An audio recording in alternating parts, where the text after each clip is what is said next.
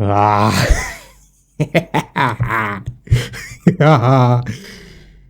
صار لي سنة كاملة ما مصور شيء.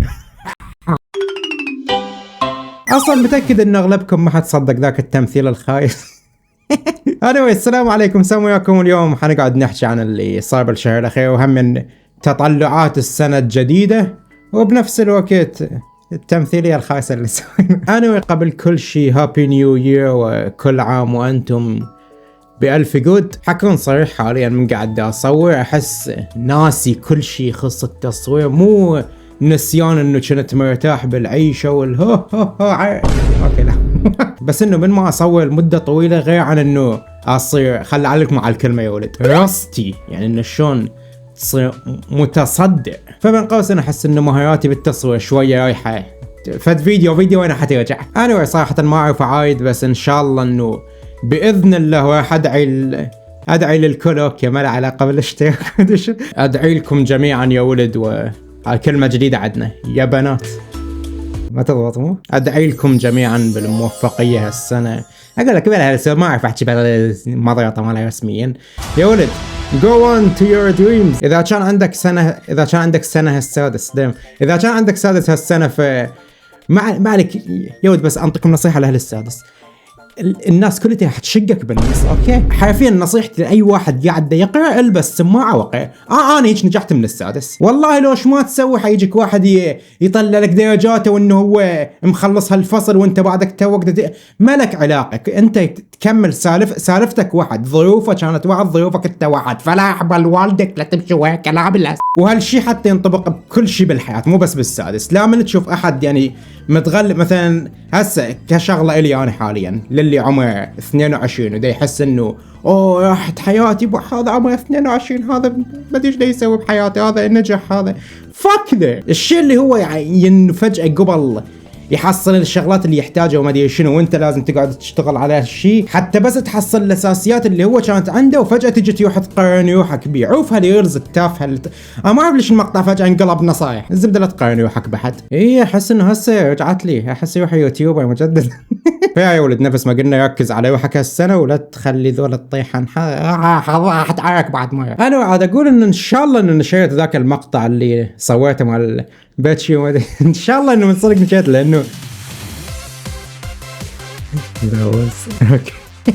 مشكلة ما متعود على هيك نوع مقاطع، بس الباب مسدود. اي اوكي لا كلش عاد مبالغ بيها. اسف صراحة ما راح اقولها حتى بالانجليزي حتى تبين كشقة او شي، بس اسف على كل اللي صار بالفترات الاخيرة.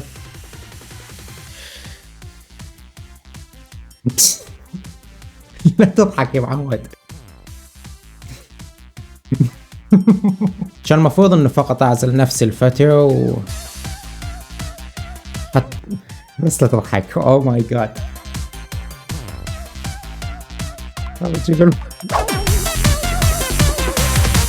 حتى بروكت ليج على اساس من هناك بدي اسوي الشيء الصحيح، هناك تكون مني شوية فائدة.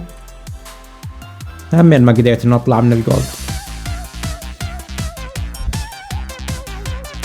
يا ولد. لا ليش هسه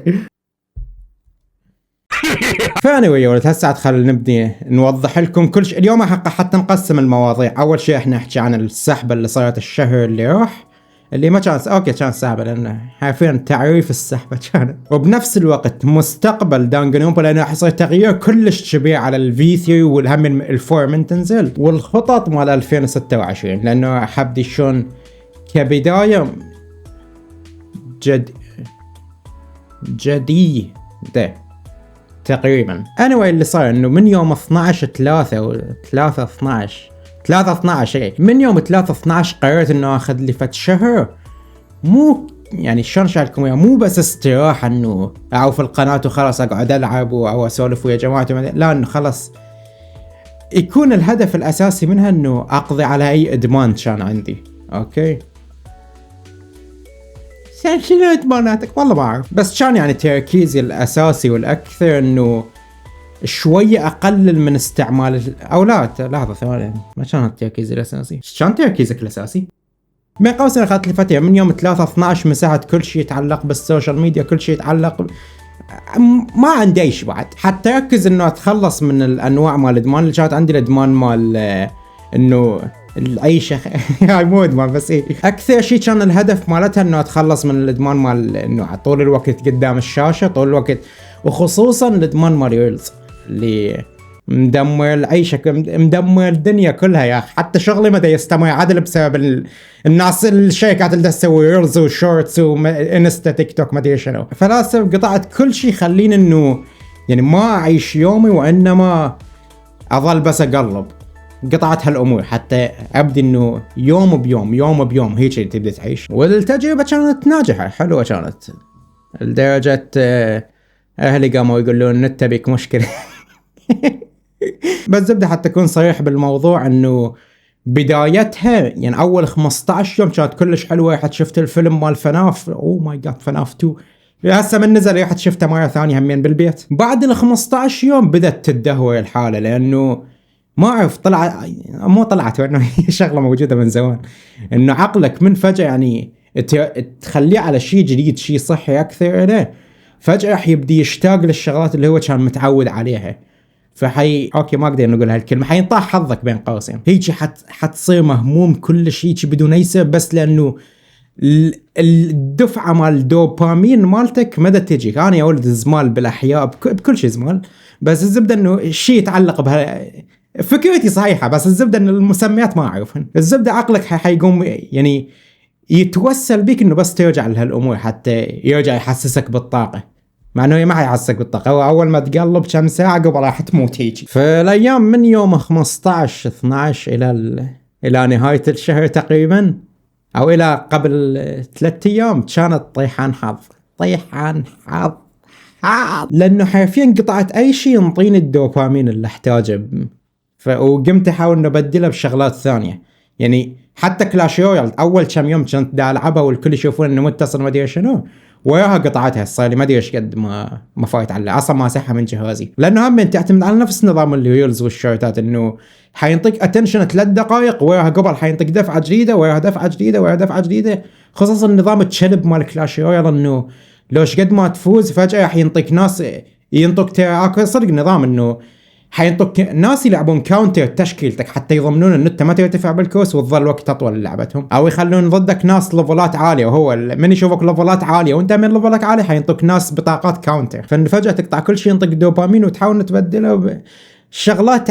هي شغلات رهيبه افضل بهوايه، مثل حرفيا دخلت فجاه المتجر نزلت لي شكو لعبه بالمتجر، نزلت ياكوزا بيرسونا ما ادري العاب ثانيه. خل اشوف لكم سونيك، قاعد تلعب سونيك اجزاء حيله هواي، سونيك مانيا، سونيك اوريجنز، سونيك ما ادري شنو، وعقلي بس دا يقول لي يابا بدعت امك رجعني على ريلز.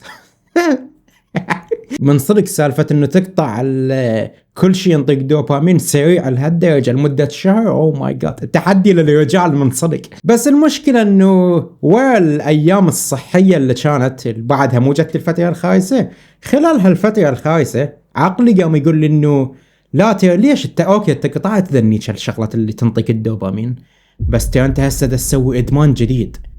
بدت فتره يجي عقلي بس يقول لي انه كل شيء تسويه بالحياه هو ادمان، لدرجه قمت حتى اشوف انه تشوف مقاطع طويله باليوتيوب او افلام هذا هم يعتبر ادمان، هذا لازم انه توقفه وما ادري شنو. ورحت ادور لي طرق شلون يسدون البحث محرك مال البحث مال يوتيوب وما ادري. طيحان حظ كانت.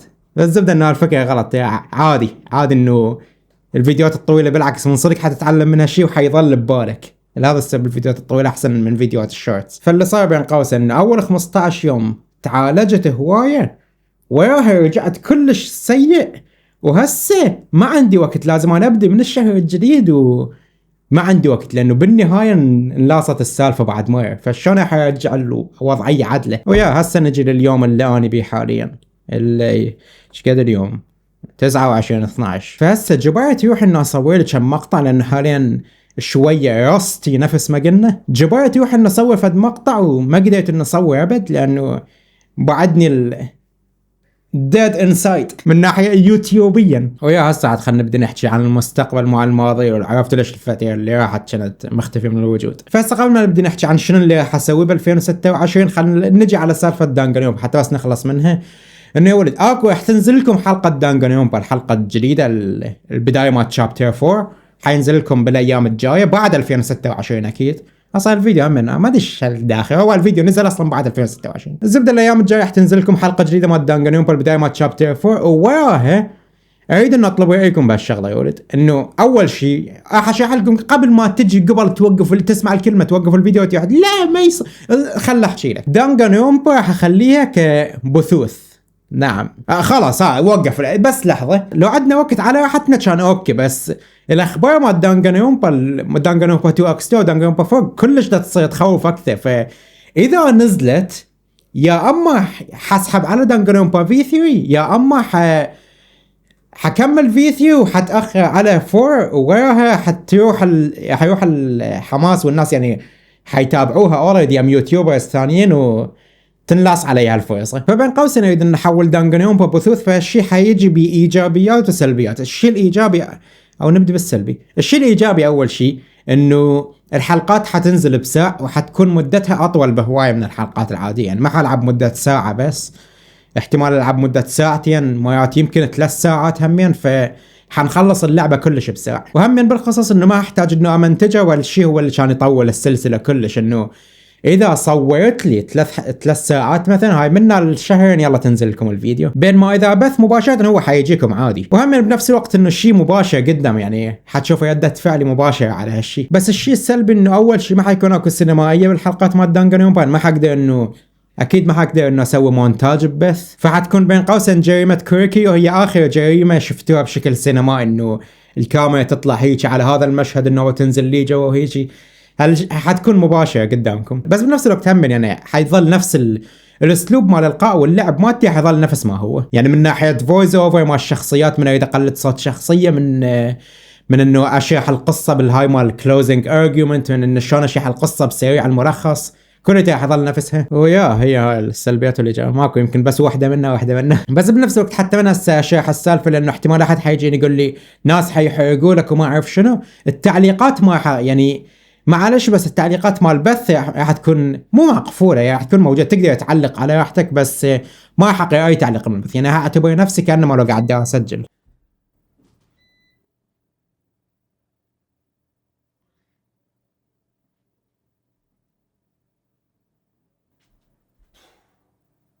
اوكي اوكي بس زبده انه راح تكون بثوث يعني مباشر، بس الشات ما راح اقرا ولا راح اخلي جو الفيس كام حتى ما لانه اعرف انه اكيد انه خلال البث مو مختلف عنه تعليقات مال يوتيوب، ان فجاه حيجي واحد اللي يسوي واحد اللي يضحك على اساس ويجي يحرق على ما ادري ايش بيتيهت، يجي يحرق علي وعلى اللي دا يتابعون. واذا اخليها جو الفيس كام فاحتمال اذا احد قاعد يتابع البث بعدين حينحرق عليه. فبس من هسه حتى الكل يفتهم انه اذا انت يعني ما لاعب اللعبه من قبل وما تعرف ايش حيصير، علق عادي بس لا تقرا التعليقات مال البقيه حتى ما ينحرق عليك، يعني فقط ما اعرف شلون اشرح لكم، بس الزبده حظل يمك انه انت تدير بالك انه ما ينحرق عليك اذا تريد انه ما تقرا التعليقات او وين ما تخلص الحلقه او ما اعرف شلون، لانه حيجون هواي ناس يحاولون يخربون او يحرقون علينا. فهم حسوي تصويت حتى اشوف اذا عاجبكم الوضع لو لا، بس احس انه اذا اسوي تصويت حتنظلم السالفه والناس يشوفون انه شيء ما حلو. بس هسه هنا شرحت لكم اياه، فيا نقولوا لي بالتعليقات اذا حتعجبكم السالفه الاولى. فالشيء الاخير اللي اريد احكي عنه اللي هو الخطط مال 2026، شو راح اسوي هالسنه، شنو التغييرات اللي راح تجي.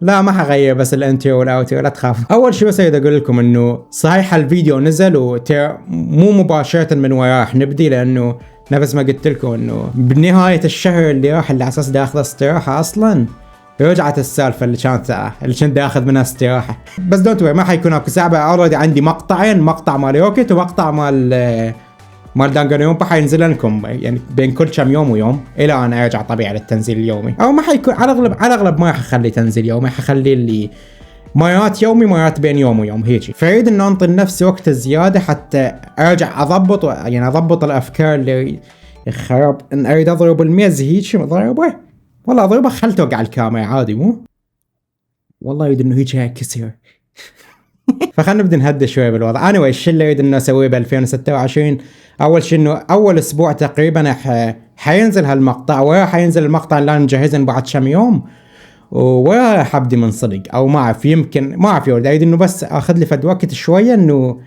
اضبط وضعي واكون جاهز للبدايه الصدق مال 2026. بس ان شاء الله، مو بس ان شاء الله وانما اوكي ان شاء الله اكيد ان شاء الله انه ما راح اتاخر هوايه بهالشيء، لانه اريد انه القالي الستايل المناسب للقناه، الستايل المناسب للمقاطع اللي انزلها وكل شيء. يعني شلون مو كل شيء، ما اريد انه اضبط كل شيء خلاص اكتشفت الحياه. من ناحيه ارقام صراحه نفس كل سنه، انه اللي يطلع لنا خير والحمد لله وحكمل على السنه اللي وياها. بس بنفس الوقت هالسنه احاول انه اشتغل هوايه، قد ما انا شخص ما اهتم بالفلوس ابد. والله يا ولد انه انا عندي فد شغله، انه ما اعرف شلون اشرح لكم، بس عندي فد شغله انه لو مثلا فد يوم جتني شركه يعني من شركه مال رعاة مال صناع المحتوى، ويقول فقط انت بس كمل نزل وما حتحصل فلوس، بس بنفس الوقت كل شيء يعني تحتاجه من مصاريف مال الحياه حيكون علينا وياهم قبل اسجل عقد. والله اكثر شيء تلعب نفسي منه بالحياه هي الفلوس، واكثر شيء ثاني اكثر شيء تلعب نفسي بالحياه من احد يقول لي انه لازم تطلع فلوس. واعرف انه لازم اعيش هي شغله هم ثالثه اعرفها، مو زمان لهالدرجه عاد، زمان بس مو لهالدرجه. بس يابا خير منه من يجيني واحد فجاه هيك طاب لي ما يعرفش السالفه، قبل يقول لي ايش قد مطلع فلوس، اقول له اوكي لا انا بعدني هيك يجيني هالنظره مال خطي فك يو yourself. والله yourself ما يد انه اسب لي سبه مصاري من قبل، وبيوم حسسني انه دام هو حصل له فتشاغل لازم البقيه كلهم يحصلون هيجي كيلرز. والله انش قد ما تقعد تعالج بالمشكله اللي انت عندك يجي فجاه واحد بهالعقليه دا اقول تشوفون شيء ضرب الميز كلش. على طاري السادس، تعرفون شكو واحد تخرج من السادس، ما في ذا الشغل، بس اني بيا لو ويا الكل. بس احس انه كل الطلاب اللي كملوا السادس بالعراق صار بيهم PTSD اللي هي مال ما بعد الصدمه. يا ولد ما يمر اسبوع اذا ما بيوم منه احلم انه عندي امتحان مال باكر مال السادس وانا ما قاري اي شيء. حرفيا طول الحلم كل شويه اشيك التليفون القى انه اليوم 29 وامتحان يوم 30، ايش دو اسوي انا ما ما اعرف هاي. بس انا يمي صارت لي هالصدمه، مع انه انا على اساس اقل واحد عانى بالسادس، وهم الله يعني يظلون السنتين ما ادري ايش قد. يا اخي المشكله نسيت انا وين كنت قاعد احكي. اوكي انا وياه نفس ما قلنا انه حكمل هالسنه ان شاء الله، انه احاول اكثر ما اقدر انه انوع زياده بالالعاب، مع انه اعرف حتى هوايه ناس دا يقولون انه التنويع بالالعاب شيء مو زين، وياها الشيء صحيح، بس الطريقه السهل انه تظل تلزق لك بلعبه وتكون انه هي اللي حتنجحك. بس اخرتها شنو؟ انه اللعبه من اللعبه هاي تموت انت حتموت وياها. بينما انه الشيء اللي دا يدبني انه انوع بالالعاب حتى الناس يعني اكون انا الشخص اللي عيش الالعاب هاي، مو الالعاب هي اللي تعيشني. هي شيء يريد انه يظل نظام القناه. هالشيء هم من الجانبين انه هسان مثلا منه على الاشخاص اللي يحب الفيجوال نوفلز، بس بنفس الوقت ما اريد انه اسوي قناتي كلها بس مال فيجوال نوفلز. يعني هم حتشوفني فجاه العب فورتنايت، فجاه العب روكت ليج، الالعاب المشهوره اللي اكو ناس هم يكون محتواهم بس لهالالعاب. فهي شلون يعني اكو طرفين، يا اما حتعتبر نفسك انه انت شخص دا يجذب الجهتين المجتمعين مال فيجوال نوفلز اللي هو المجتمع القليل وذول المجتمع الهوايه، يا اما تفكر بها بطريقه انه منو اللي حيحب فيجوال نوفلز وبنفس الوقت يحب العاب مشهوره. فالسالفه شويه معقده، بس ستيل يظل هدفي الاخير والاول والاخير انه يكون الترفيه، الانترتينمنت، الشيء اللي ما اعرف ليش الناس دي يعاملوه كجريمه هالايام، ونفس الناس اللي يعاملوه كجريمه هم نفسهم الناس اللي طول الوقت على تليفوناتهم يقلبون الخراب عيش وبيقولون الناس قام ما احس، مو احس وانه من صدق الناس قاموا ما يتابعون مقاطع اذا مو هالشيء انه شلون هالشيء يقدم لي فائده. محسس انت اغلب وقتك منجطل حرفيا ده تجي فئه من الناس اللي يقولوا لك انه الترفيه صار ما منه فائده، مع انه الترفيه هو اعظم شيء ممكن تحصله بحياتك، بس الناس يقولوا لك انه شلون لازم انت ما لازم تستغل وقتك، لازم طول الوقت تشتغل، لازم طول الوقت تفيد نفسك، هالشيء لازم يفيدك. هالشيء نفسه الادمان اللي كانوا يحكون عنه اقل شيء بكلاش اوف كلانس، من كانت انه شلون اعوف تليفوني مطفي، لازم انه اشغل العامل يلا طفي التليفون. هالشيء نفس اللي انت حرفيا ما يعني تضيع وقتك، بس ده تعتبر انه انت حاليا قاعد تستفاد. انت بكل الاحوال اي شيء شفته ما حتتذكر، بس ما اعرف الناس اذا شيء من اجل الترفيه فقط ما حيتابعوه، هالشي مو على الاغلب، هالشي لا فئة من الناس هيك يفكرون. والله يا ولد شغلة تجلط مو؟ فلهذا السبب احس انه اريد انه ارجع الترفيه لما كان عليه، انه الترفيه هو شيء واحد، شغلك شيء واحد، مو تخبطهم سوية وانت لا دا تحصل هذا ولا دا تحصل هذا. فب 2026 ان شاء الله انه احاول اطور زيادة من قطاع الترفيه عندنا، خصوصا بالعراق، لانه هالفكرة اكثر شيء دا تنتشر عندنا بالعراق، انه لازم طول الوقت دا تستفاد من شيء، لازم المحتوى يكون مفيد، ماكو شيء الترفيه صاير حرفيا حتى دا لا مو محتوى هابط، ضل محتوى هابط ضل. يا ولد ان شاء الله انه عاد تفتهمون من فجأة هيك اسكت وعصب، لان احس انه هاي الشغلات ما دا اقولها ببالي بس ما حد يفتهمها، الزبده انه مجلوط. فحكمل مسيرتي في عالم الترفيه ونشوف شنو اللي حيصير هاي السنه على الاقل. على الاقل شنو بدي اسوي انا توني؟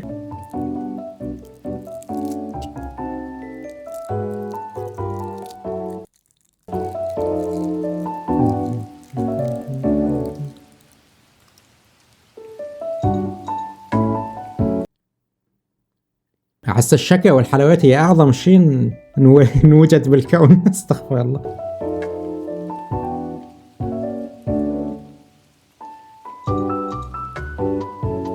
السيدة كسر اوكي لا anyway في حالة حتكمل هالمقطع هاللحظة، اعرف انه المقطع كان كلش طويل، كان المفروض انه مقطع كلش ما ايش سويت، بس ان شاء الله الايام الجاية حتكون افضل وافضل، حدعي لكم جميعا بالسعادة في حياتك.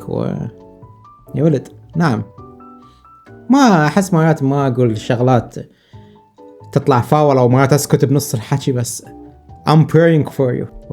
yes thank you لمتابعتك. goodbye. oh fuck